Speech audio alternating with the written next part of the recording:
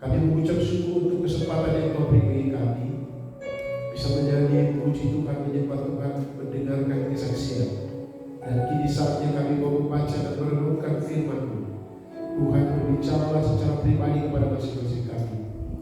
Pakailah Kau untuk menjadi alat saluran berkat firman. Berikan sikap hati yang benar bagi kami.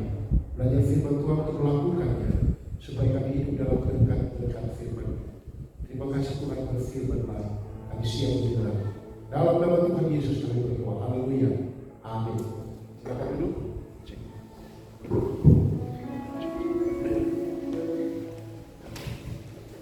Baik Bapak Ibu Saudara, mari kita buka satu bagian firman Tuhan dalam Injil Yohanes. Injil Yohanes pasal 20. Yohanes pasal 20. Kita akan membaca ayat yang ke-24 sampai ayat 29. Yohanes pasal 20 ayat 24 sampai ayat 29. Kita akan membaca bagian ini sini berganti, dan saya membaca ayat-ayat yang ke-6 dan Bapak Ibu Saudara mohon bantuan untuk baca ayat-ayat yang kecil. Yohanes pasal 20 mulai dari ayat 24. Saya baca ayat 6 dan Bapak Ibu Saudara membaca ayat 6. Tetapi Thomas, seorang dari ke-12 murid itu yang disebut Didimus, tidak ada bersama-sama mereka ketika Yesus datang ke situ.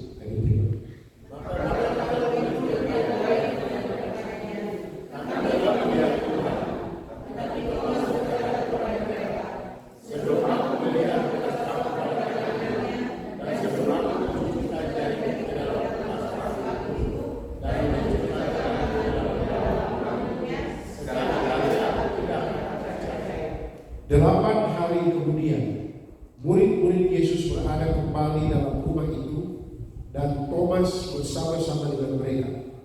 Sementara pintu-pintu terkunci, Yesus datang dan Ia berdiri di tengah-tengah mereka dan berkata, "Damai sejahtera bagi kamu."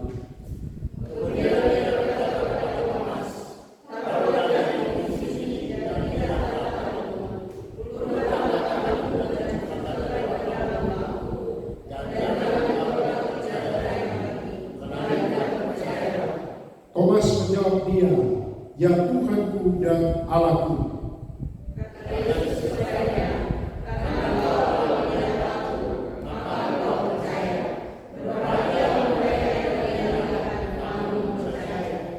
Puji Tuhan, berikan jawab bacaan firman Tuhan. Yang berbahagia adalah mereka yang mendengarkan firman Tuhan dan melakukannya dalam hidupnya hari bersama. Terpujilah Tuhan Yesus. Shalom. Sekali lagi shalom. Sejahtera dalam Tuhan Yesus Kristus. Puji Tuhan, setelah beberapa bulan saya kembali ada di mimbar ini, tetapi dengan latar belakang yang berbeda. Yang lalu bolong, sekarang sudah tidak bolong lagi. Dan ada simbol salib kecil yang luar biasa, aksennya luar biasa. Puji Tuhan. Mungkin saya pakai ini saja. Ya. Baik, Bapak Ibu Saudara saya kasih Tuhan Yesus Kristus. Injil Yohanes adalah satu bagian dalam Alkitab yang luar biasa ya. Jadi saya pada waktu kuliah S2, saya secara khusus membaca Injil Yohanes berkali-kali, ulang-ulang, karena saya menyusun tesis saya berdasarkan Injil Yohanes. Jadi tesis saya susun berdasarkan Injil Yohanes, sehingga saya baca ulang-ulang pakai bahasa Indonesia, pakai bahasa Jawa sedikit, karena saya agak sedikit tahu bahasa Jawa sedikit. Ayat-ayat tertentu saja waktu kuliah tahun 85 kami memang menghafal. Terus pakai bahasa Yunani, pakai bahasa Inggris itu banyak versi. Dan saya sampai tiba pada satu kesimpulan waktu menulis skripsi tesis ini, saya tidak berani hanya menulis Yesus, tapi saya harus menuliskan Tuhan Yesus Kristus. Sampai kesimpulan itu, dan memang betul dia adalah Tuhan. Nah, Injil Yohanes itu adalah Injil yang sangat menarik, oleh karena dia ada mencatat peristiwa-peristiwa yang luar biasa. Ada peristiwa-peristiwa tertentu, dan yang sangat menarik adalah peristiwa di mana Yesus menjumpai pribadi-pribadi tertentu. orang-orang tertentu dijumpai. Misalnya pada pasal 3 Yesus berjumpa dengan siapa? Dicatat situ. Nikodemus. Dia berjumpa dengan tokoh agama yang sangat terkenal. Nikodemus. Memang Nikodemus yang cari dia, tetapi di sini ada percakapan pribadi antara Yesus dan Nikodemus. Kemudian dalam pasal 5 Tuhan Yesus bercakap-cakap dengan seorang perempuan Samaria, seorang yang berdosa sangat, ya hidupnya kacau. Yesus berjumpa dengan dia. Kemudian saudara, kalau kita melihat selanjutnya di pasal yang ke-5 juga ada di kolam Bethesda, dia berjumpa dengan seorang yang lumpuh yang begitu lama, dan Yesus berbicara dengan dia singkat dan menyembuhkan dia. Dan setelah kebangkitan Yesus, ada 2 orang yang secara khusus, ada 3 orang yang secara khusus dijumpai oleh Tuhan Yesus. Dalam pasal 20, pertama Yesus menjumpai seorang perempuan yang bernama siapa?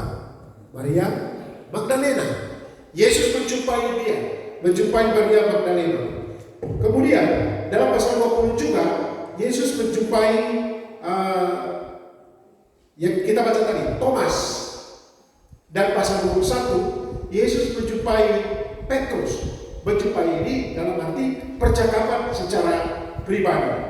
Saudara-saudara yang saya kasih dalam Tuhan, khusus pada saat ini kita telah membaca perjumpaan dan percakapan pribadi antara Tuhan Yesus yang sudah bangkit dari orang mati, dengan Thomas yang ragu-ragu dengan kebangkitan Tuhan Yesus. Thomas yang kalau saya katakan, kalau kita baca, bukan ragu-ragu, tidak percaya. Ada perjumpaan pribadi. Oleh karena itu saudara, tema khotbah saya pada saat ini adalah perjumpaan dengan Thomas yang ragu-ragu. Ya, saya tidak bilang nama seseorang di sini atau kita misalnya perjumpaan dengan Tidus yang ragu-ragu. Tidak, Tidus ada kita. Oh tidak. Saya kira dia dari sisi mata agak kabur-kabur sedikit. Atau perjumpaan dengan, kemarin saya lihat badannya bagus, perjumpaan pribadi. Mantap. Tapi saya bilang, tapi kok porok masih lebih, perjumpaan masih lebih keras di olahraga lagi. Nah, biasanya kalau disebut perjumpaan pribadi, ada percakapan pribadi, maka ada dampak yang sangat besar. Ketika seseorang yang disegani, dihormati, dihargai, menjumpai seseorang yang mungkin terhilang atau ada sesuatu, mulai patah semangat, dan perjumpaan pribadi dan percakapan yang santai, tetapi itu akan mempengaruhi sesuatu yang luar biasa. Perjumpaan dengan Thomas yang ragu-ragu. Saudara-saudara yang saya kasih dalam Tuhan Yesus Kristus, sebagai orang percaya kita perlu mengetahui dan memahami pelajaran dari perjumpaan Tuhan Yesus Kristus yang bangkit dari antara orang mati, dengan Thomas yang ragu-ragu, dengan Thomas yang tidak percaya. Kadang-kadang kita baca cuma kisah ini, Thomas, kita langsung bilang, kalau ada orang yang ragu-ragu tidak percaya, kita bilang, macam Thomas saja. Ini kita tahu apa maksudnya kan?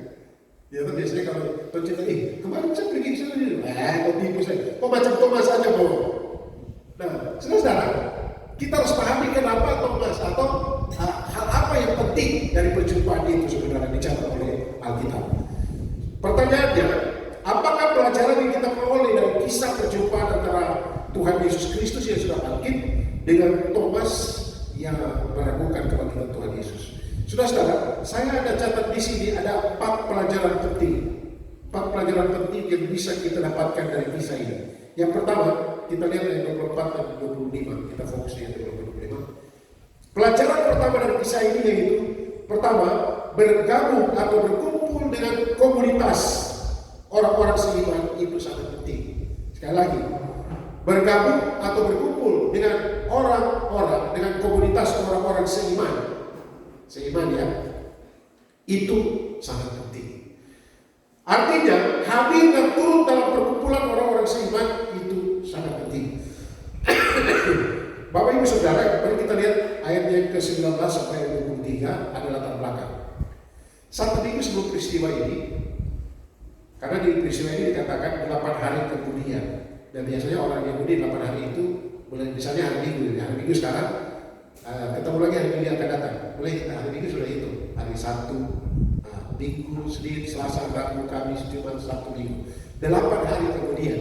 Nah, 8 hari sebelumnya, Bapak Ibu Saudara, murid-murid yang dalam keadaan takut, mereka berkumpul di satu tempat, di rumah. Kan di Injil Yohanes biasa ditulis di rumah itu. Rupanya rumah itu sudah biasa jadi tempat pertemuan mereka. Dan saya baca beberapa penafsir mengatakan kemungkinan besar ini rumah dari Markus. Yang tambah siapa, tapi mereka kumpul di rumah itu dalam keadaan takut kepada orang-orang Yahudi. Dan kita lihat ayat ke-19. Karena mereka takut kepada orang-orang Yahudi. Pada waktu itu datanglah Yesus dan berdiri. Nah, pada waktu Yesus datang berdiri, berkata damai sejahtera. Saudara-saudara, apa yang terjadi pada murid-murid? Mereka itu langsung tentu heran. Memang sebelumnya Maria Magdalena sudah kasih tahu, saya sudah berjumpa dengan Yesus, saya sudah bertemu dengan Tuhan. Tapi mereka mungkin masih agak ragu-ragu atau bagaimana, dan dalam keadaan ketakutan kan. Pada waktu itu ada teori orang-orang Yahudi bilang begini, tua-tua Yahudi kasih tahu kepada penguasa Roma bahwa mayatnya dicuri, ya kan kita lihat di pasal 28. Jadi mereka bilang dicuri. Jadi teori yang mengatakan bahwa mayat Yesus dicuri, tubuhnya dicuri, disimpan oleh murid-murid, dan ketika disimpan mereka berkata, Yesus bangkit, dia bangkit. Padahal mayatnya dicuri itu cerita bohong, ya, pakai sogok bayar dari ahli-ahli Taurat kepada pengawal-pengawal yang mencari kuburan. Tapi kalau kita melihat saudara, tidak mungkin mereka akan seberani itu pergi, karena pertama pintu kubur itu dimeterai, tidak boleh buka bahaya, hukuman. Sementara pintu kubur itu juga dijaga oleh prajurit-prajurit. Nah, prajurit-prajurit bodohnya bagaimana ya? Kalau seandainya tubuhnya dicuri. Dan itu tidak mungkin, dan teori itu dikembangkan sampai sekarang juga orang bilang Yesus itu dia tidak bangkit, mayatnya dicuri. Timbullah teori yang disebut the stolen body theory atau teori tubuh dicuri. Nah, padahal Yesus bangkit.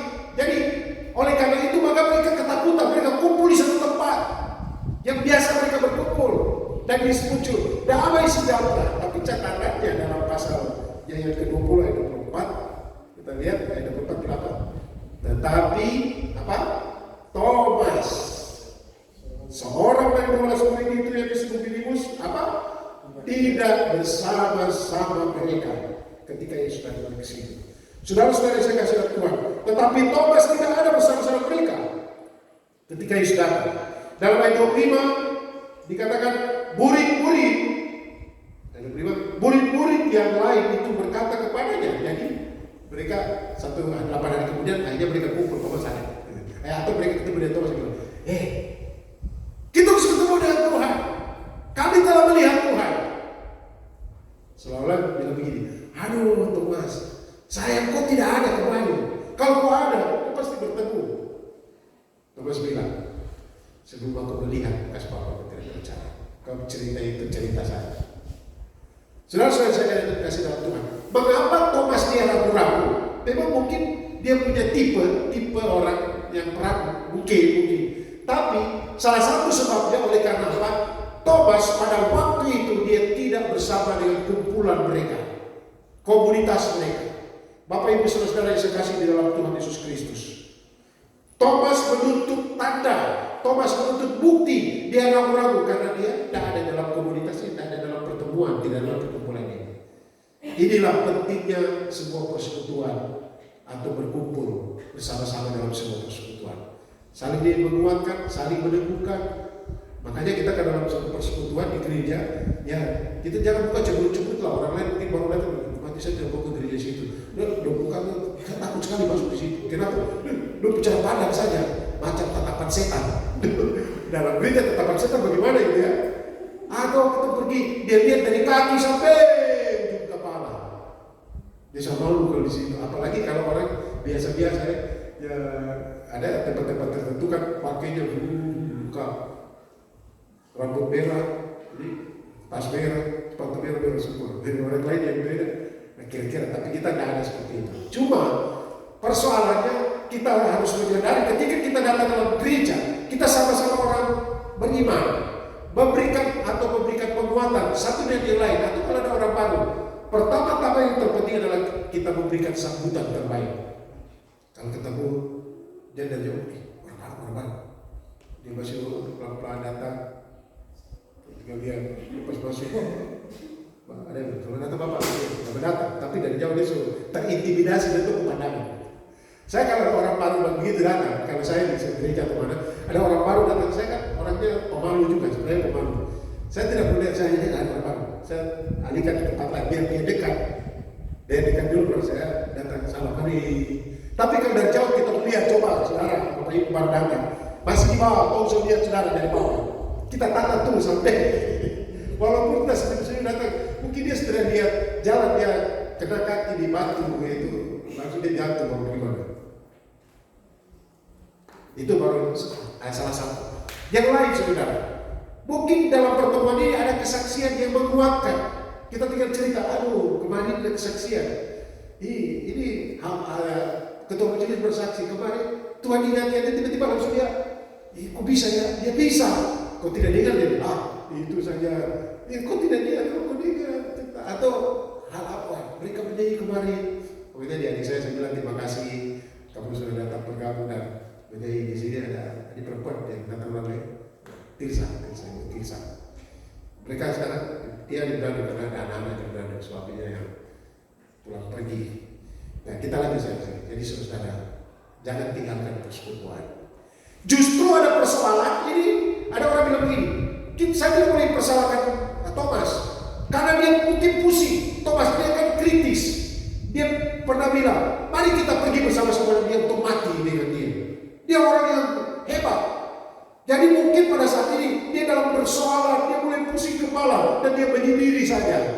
Ya, saudara-saudara, di sini diajarkan justru dalam pergumulan persoalan, mari datang bersama-sama, saling menguatkan satu dengan yang lain. Ada yang datang dengan persoalan, ya, datang dengan persekutuan. Paling tidak ada orang kita percaya di sini, tolong doakan saya kan, kita doakan. Atau kita mendengarkan uraian firman Tuhan, beda kan dengan di YouTube atau dengan langsung, beda. Itu yang pertama. Pelajaran yang pertama, bergabung atau berkumpul dengan komunitas orang seiman itu sangat penting. Tapi ada catatan, orang seiman. Ada yang tidak seiman. Saya mungkin ada yang bertanya, Bapak kok di TikTok ada? Ya, saya ada di TikTok, saya ada di YouTube, dan saya melihat ajaran-ajaran sesat begitu banyak, sangat banyak. Jadi kita sudah tahu kalau kita gabung dengan itu harus kita lihat yang seiman. Kalau istilah psikologi sekarang yang sefrekuensi, satu frekuensi. Ada dengan istilah itu? Saya satu frekuensi dengan dia. Saya dalam hati, emangnya ini radio HT kan? Tapi betul ada istilah satu frekuensi. Namun, saudara-saudara, saya mau bicara tentang anak-anak muda yang mau berdoa untuk mendapatkan teman hidup. Jangan minta Tuhan berikanlah saya seorang yang satu frekuensi dengan saya. Karena kalau satu, tidak kaya, biar beda frekuensi, baru jadi sama. Ya kan? Lebih kaya kan tidak kan? Saya di Ibu Hedi beda sekali, karakternya beda, tipe temperamennya beda. Saya koleri, melankoli, kalau Ibu Hedi plekmatik apa? Oh, beda, kadang-kadang mendidik anak-anak atau punya pendapat beda. Tapi kaya, ya kita saling berkuatnya, saling melengkapi, ya kadang-kadang. Tapi itu beda. Justru berbeda di satu kali ini ada satu pemuda-pemudi datang kepada seorang pendeta. Saya ngomong, kami rencana menikah. Bolehkah Bapak membimbingkan? Ya, oke, bimbing. Baru dia boleh tanya, kenapa kamu dua? Saya baru suka mau menikah.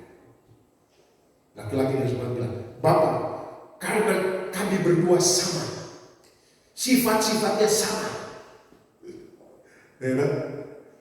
Kita punya kesukaan sama. Langsung pendeta itu bilang, kalau begitu sekarang kamu pulang. Sudah pernah bertekad kamu? Belum.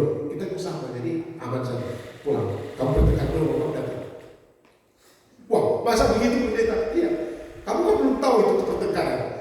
Kalau kita dihukum kalau di listrik, yang sejenis itu apa? Tolak menolak. Nah, ini bukan firman Tuhan. Yang saya ingin katakan, Bapak Ibu Ibu Saudara, kita berdoa supaya kita mendapatkan kelompok-kelompok orang seiman yang saling menguatkan. Dan kalau kita hadir di situ, maka kita harus ambil kesempatan pada setiap pertemuan. Puji Tuhan ya, kita cuma satu kali hari Minggu saja. Ya. Tempat saya bergabung bersama-sama, Mama Yosudin ada. Kalau Ibu kemudian hari Jumat ada, Ibu hari Kamis, saya hari Minggu subuh juga ada.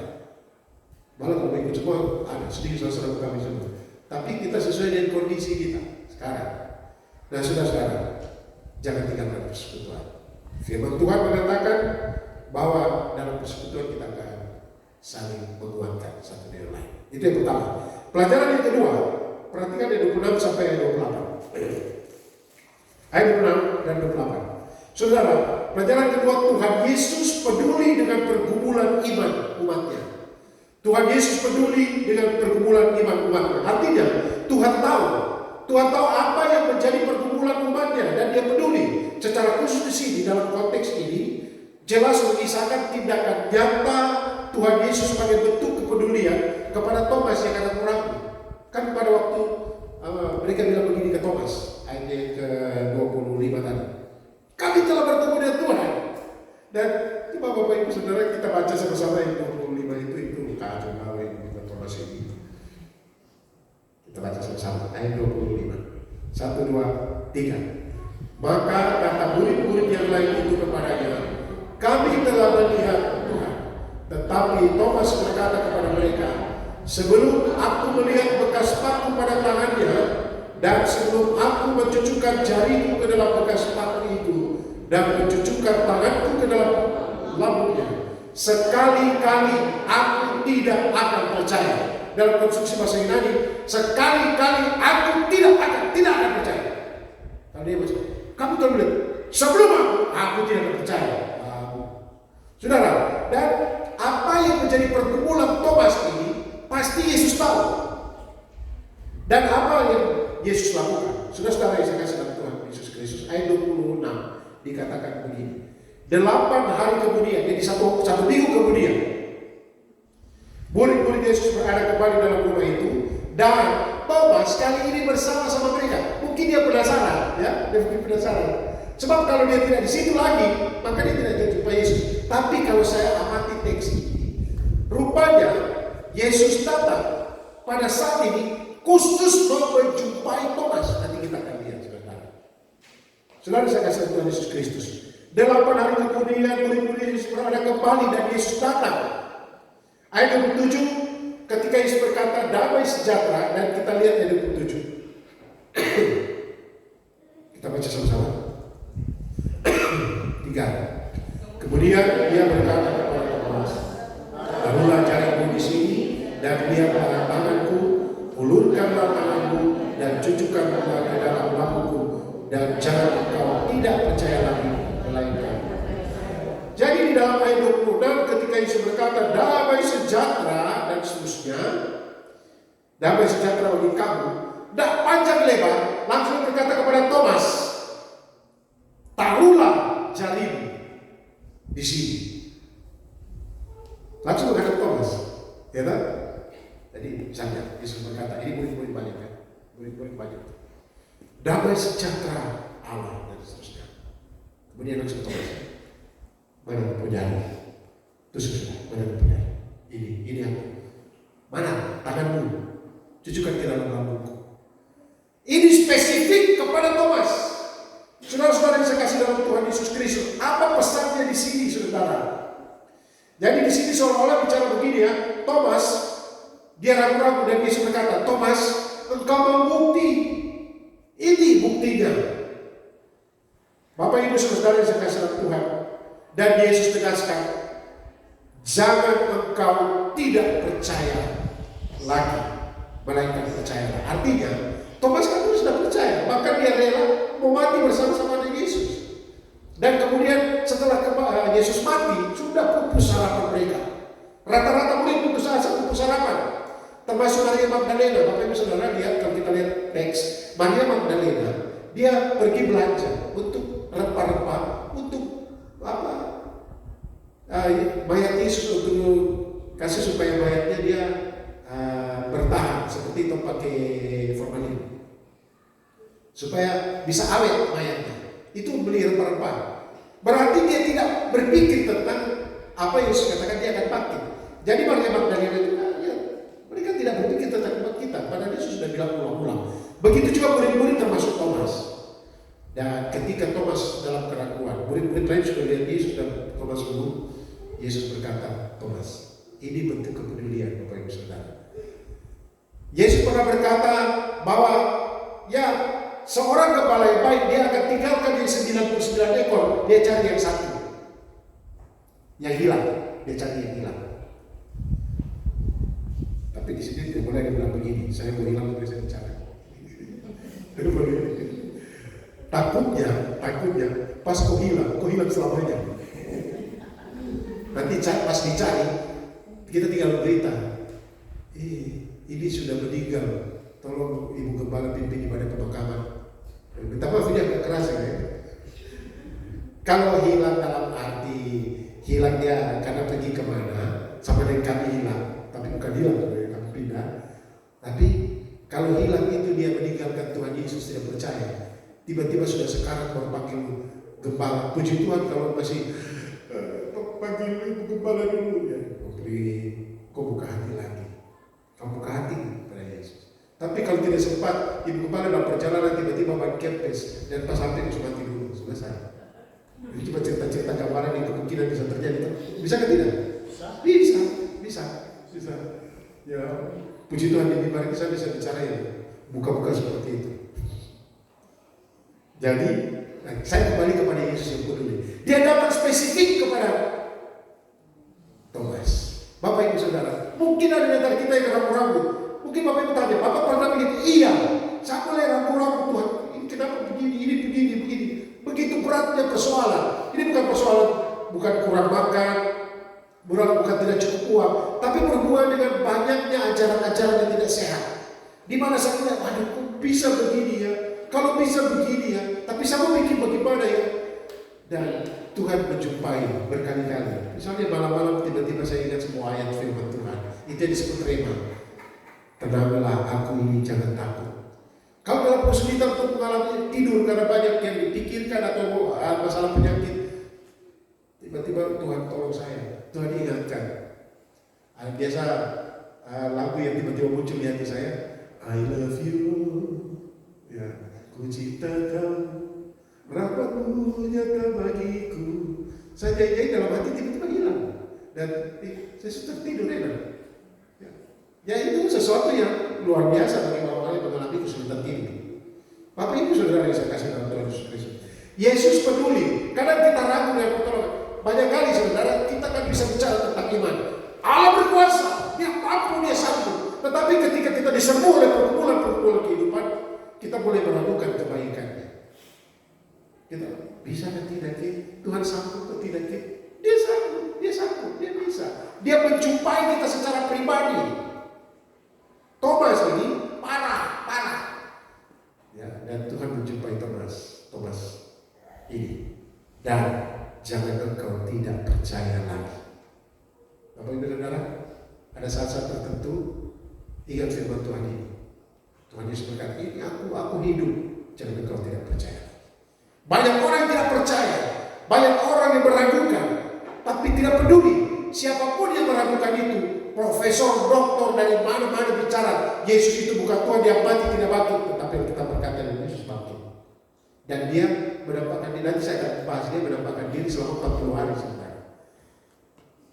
Bapak Ibu Saudara, Thomas yang dijumpai secara pribadi oleh Tuhan Yesus pada waktu itu, dia tiba pada satu keputusan. Kita lihat ayat yang ke-28.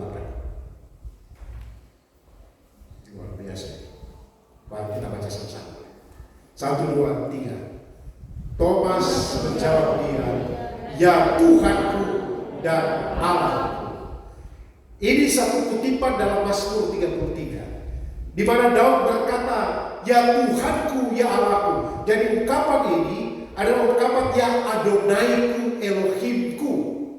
Hanya kepada Sang Khalik atau Sang Pencipta orang bisa berkata ya Tuhanku dan Allahku.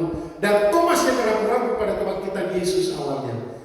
Dia tidak cucukkan tangan, waktu dia lihat dia hanya berkata, ya Adonaiku, ya Elohimku, ya Tuhanku dan Allahku. Ini pengakuan iman yang luar biasa. Ada orang bilang pengakuan iman terpendek di dunia. Ini dia, ya Tuhanku dan Allahku. Saudara-saudara saya kasih Tuhan Yesus Kristus. Ini adalah sebuah kalau ungkapan ini kredo pengakuan iman terpendek. Dan setelah pengakuan ini, Thomas dia melayani. Dia melayani bukan di wilayah Yerusalem, tapi dia pergi ke Persia. Atau Persia sekarang ini Iran. Dia pergi ke daerah Iran atau Persia, kemudian lanjut ke India, dan dia mati di India. Di India ada gereja Thomas namanya. Menurut catatan sejarah gereja. Bapak Ibu Saudara, dia mati dibunuh, mati syahid. Thomas peramu. Kemudian mengaku bahwa dia Tuhan. Kenapa? Karena Yesus peduli dan dia jumpai dia secara pribadi. Nah, kalau kita dijumpai oleh Tuhan secara pribadi, apa yang harus kita lakukan? Kita harus berkarya, kita harus memberitakan kebenaran ini, menyampaikan, menjadi saksi di mana kita pergi berada. Pelajaran yang ketiga. Jadi pelajaran pertama, berkumpul dengan komunitas orang-orang seiman itu sangat penting. Yang kedua, Tuhan Yesus peduli dengan perkumpulan iman umatnya. Yang ketiga, masih di dalam ayatnya 27 dan ayat 30. Ayat 30 kita lihat saja, ayat 30. Kita baca ayat 30. 1, 2, 3. Memang masih banyak tanda lain yang dibuat Yesus di depan mata murid-muridnya yang tidak tercatat dalam kitab ini. Saya lanjut. Tetapi semua yang tercatat di sini telah dicatat supaya kamu percaya bahwa Yesuslah Mesias Anak Allah, dan supaya kamu oleh imanmu memperoleh hidup dalam namanya. Pelajaran yang ketiga, pada zaman para rasul, Tuhan Yesus membuktikan bahwa ia benar-benar bangkit. Sekali lagi, pada zaman para rasul, Yesus membuktikan bahwa dia benar-benar bangkit. Dalam ayat 27 Bapak Ibu Saudara, Yesus berkata, taruhlah, dan seterusnya, dan mengatakan, jangan engkau tidak percaya lagi. Saudara-saudara saya kasih Tuhan Yesus Kristus. Setelah kebangkitannya, Tuhan Yesus melakukan banyak tanda yang membuktikan bahwa dia bangkit. Bisa saja Tuhan Yesus pada waktu dia mati, hari ketika dia bangkit langsung hilang saja begitu. Bisa. Misalnya dia sudah bertemu dengan Petrus, Yohanes semua, dia hilang. Tapi kenapa ini butuh 40 hari? Mari kita lihat Kisah Para Rasul pasal 1. Kisah 1 ayat 1 sampai ayat yang ketiga. Demikian firman Tuhan. Ayat 3 saja, kita baca ayat 3. Kisah Para Rasul 1 ayat 3. Oke, kita baca sama-sama. 1, 2, 3. Kepada mereka ia menunjukkan dirinya setelah penderitaannya selesai, dan dengan banyak tanda ia membuktikan bahwa ia hidup. Sebab selama 40 hari ia berulang-ulang menampakkan diri dan berbicara kepada mereka tentang kerajaan Allah. Berapa tanda di sini? Banyak tanda. Jadi pada zaman itu para rasul dan orang-orang yang pada zaman itu, Yesus membuktikan dengan banyak tanda. Iman perlu ada bukti. Jangan bilang begini, kita beriman saja bahwa Yesus bangkit. Tidak, kita harus lihat bukti. Dan orang-orang lalu bukti Yesus bangkit. Dan bahkan kalau kita baca dalam 1 Korintus 15, ada 500 orang yang melihat dia bangkit. Ya, itu 40 hari Bapak Ibu, dia ketemu dengan orang-orang, mengajarkan, dan mereka melihat ini betul bangkit. Ini bukan sekedar kamuflase, ini bangkit. Dia hidup.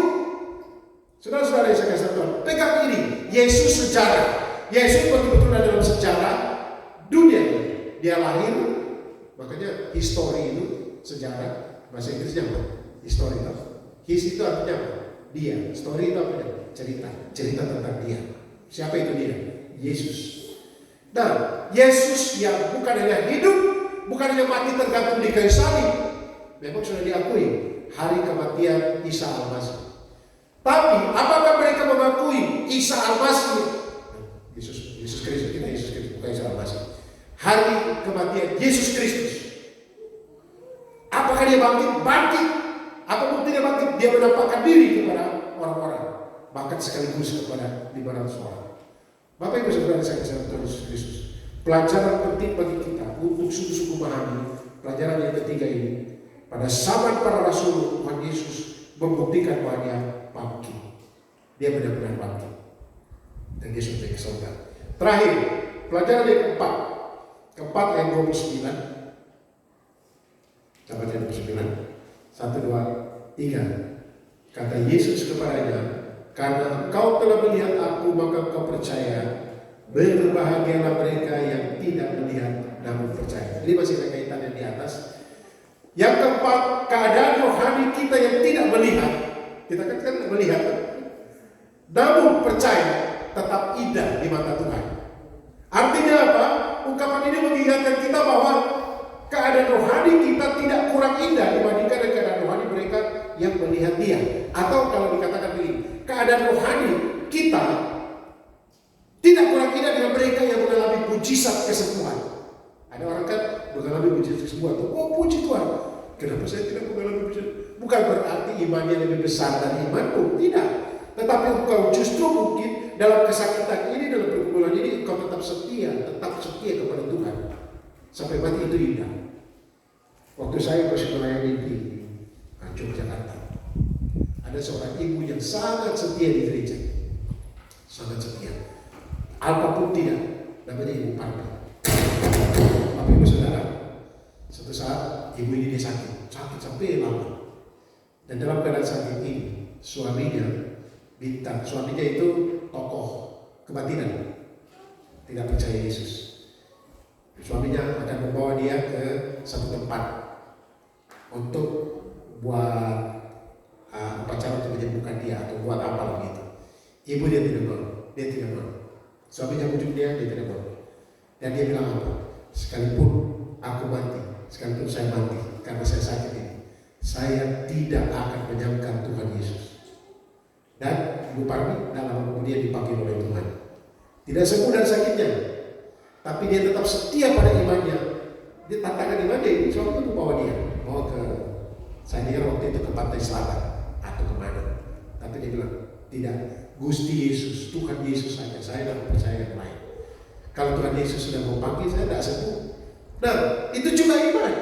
Kadang-kadang kita dengar orang bersaksi, wah ini dia mendapat kesembuhan yang luar biasa, dan kita rasa kita jadi kecil. Tidak, Bapak Ibu Saudara. Keindahan iman kita walaupun tanpa bukti dari Tuhan secara langsung. Atau kita dengar, aduh saya mengalami kesulitan waktu itu dalam keadaan tidak ada apa-apa. Bersaksi, saya pernah membaca itu, keluarganya melayani satu kampung di Jawa dan mereka mau makan, tidak ada lagi. Anak-anak bilang, Pak, kita makan apa? Dia dan istri bilang, kita berdoa. Terima kasih Tuhan untuk makanan yang akan kami nikmati, yang akan kami nikmati. Itu malam. Dan sepanjang hari tidak makan, ini malam. Untuk besok pagi tidak ada makanan lagi. Sepanjang hari ini tidak ada. Dan padahal mau gereja. Mereka berdoa, anak kecil yang paling bungsu buka-buka pintu dan begini. Dia dapat belum tidak ada. Bapaknya bilang, mari kita berdoa. Dan saya membaca Bapak Ibu Saudara, menjelang pagi atau sudah pagi, mereka lagi siap ke gereja kan, loyo-loyo kan, tidak makan. Tiba-tiba ada orang pergi pintu dan bawa ada beras, ada makanan sudah jadi, mereka siap makan. Ada yang seperti itu. Tapi mungkin sudah bilang, saya sudah berdoa-doa, kenapa tidak datang-datang? Tetap saja dalam imanmu. Tuhan tidak akan membuat kita mati lapar. Kalau kita bekerja, kita sudah berdoa dan kita melakukan, Tuhan akan buka jalan dengan cara-caranya. Buang pikiran kita dengan berpikir begini, aduh, ya orang yang mengalami bukti kuasa Tuhan itu yang lebih kuat imannya, lebih indah imannya. Saya biasa-biasa saja. Tapi memang Bapak Ibu Saudara, saya tak yakin kalau kita tidak mengalami mujizat. Tak yakin. Karena apa? Hari lepas hari itu mujizat. Ya, Tuhan izinkan kita mengalami kuasanya dalam kehidupan kita. Saudara-saudara, coba kita buka 1 Petrus pasal 1 ayat 8. Kita lihat ini sikap, salah satu contoh saja. Sikap dari jemaat gula-gula. 1 Petrus pasal 1 ayat 8. Ini kita akan baca yang terakhir. 1 Petrus pasal 1 ayat 8. Sudah? Oke. Kita lihat di slide.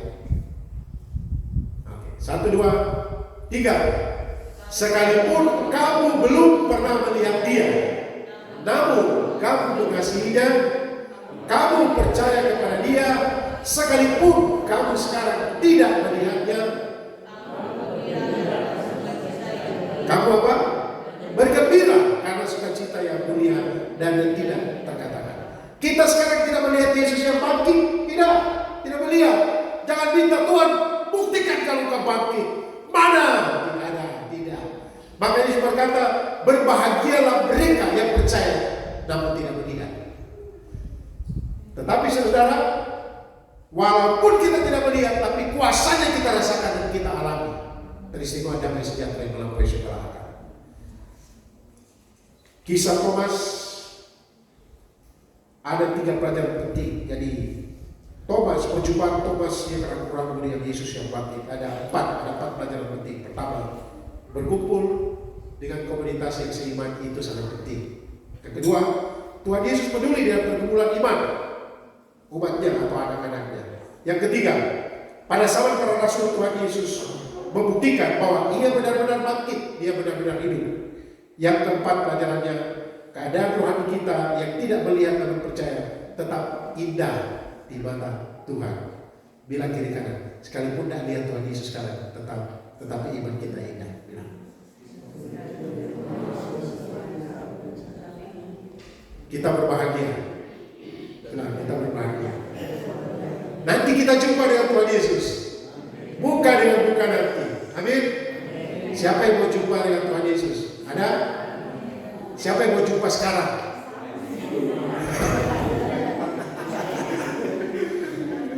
Kalau Pak Ketua Yesus bilang tadi lihat dulu bisa ke tidak. Kalau mau jumpa sekarang kan, saya bilang Tuhan Yesus, saya yakin saya akan jumpa dengan Tuhan Yesus, tapi jangan dulu sekarang kan. Jangan dulu sekarang. Nanti di waktu Tuhan di tempat, tapi jangan dulu sekarang. Saya masih mau ke waktu masih di Manado, maksudnya masih di Manado. Saya masih mau ke Manokwari. Saya mau lihat cucu saya dengan Gita. Saya masih mau melayani lagi. Kalau boleh, kan belum lama ini ada berita di Manado itu pendeta dia pemerkatan Dika. Kemudian dia jatuh dan meninggal. Ada teman saya sementara selesai khotbah dia berdoa dan Tuhan panggil di Bimbang. Tapi saya minta begini, kalau boleh Tuhan, jangan lagi di Bimbang. Tapi saya lagi di rumah berdoa, lagi bersekutu dengan Tuhan, tiba-tiba Tuhan panggil. Tapi jangan dulu sekarang. Nanti. Atau ada yang rindu sekarang, tapi saya tidak mau berdoa terus supaya rindu sekarang. Berjumpa dengan Yesus. Tapi Bapak Ibu, kerinduan hati saya seperti tadi, Tuhan Yesus datang segera. Kalau Tuhan yang datang, sama-sama kita pergi bersama dengan Tuhan. Amin. Tak lama Tuhan datang lagi, itu firman Tuhan lagu tadi. Tuhan memberkati kita sekalian. Mari kita berdoa. Terima kasih Bapa, kami mengucap syukur untuk kesempatan yang Kau beri bagi kami belajar dari firman-Mu. Dalam kelemahan-kelemahan manusiawi kami, seringkali kami bahkan meragukan kuasa-Mu, meragukan kehadiran-Mu, meragukan keberadaan. Terima kasih karena Kau masih mengasihi kami sehingga kami ada di sini dan kami diteguhkan, dikuatkan dengan firman-Mu bahwa Kau selalu ada dan tidak meninggalkan kami. Kau peduli dengan kami. Terima kasih kami merindukan suatu saat yang nanti kami akan bertemu dengan Engkau muka dengan muka dan mengalami kemuliaan Tuhan. Kami bersyukur berdoa untuk firman-Mu dalam nama Tuhan Yesus. Amin. Saya kembalikan kepada